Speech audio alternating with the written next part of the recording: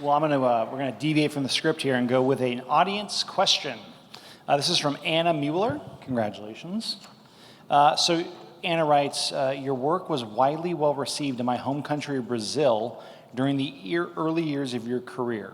How do you feel how your writing resonates with other cultures around the world? It's been a really weird education. So Brazil came first. America and the UK were reading Sandman, and then really early, like within the first 6 months of Sandman, Brazil started publishing Sandman in an era of nightmarish inflation, which meant the cover price would double from month to month, and I would worry about the Brazilians.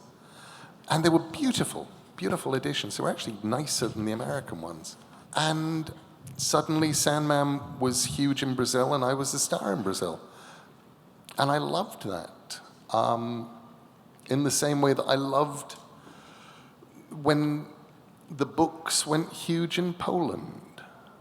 In the same way I loved it when I realized that particularly the comics, but also the books had somehow gone huge in the Philippines. And I loved it mostly because I didn't have a clue why it was. It didn't make any sense that if I went to Brazil, I was the Beatles. If I went to Argentina, I was anonymous. But I loved that there was some kind of weird resonance. There are countries where my stuff works, countries where it doesn't. I think probably some of it has something to do with the translators. But I was even watching it on the weirdest place was with Sandman on Netflix, because there are these bizarre charts that you can access on the web that tells you what's the top show around the world, over whatever it is. Netflix is in, I think, about 90 countries. And I got to watch the ones that we were huge in and broke out and just stayed up there at number one.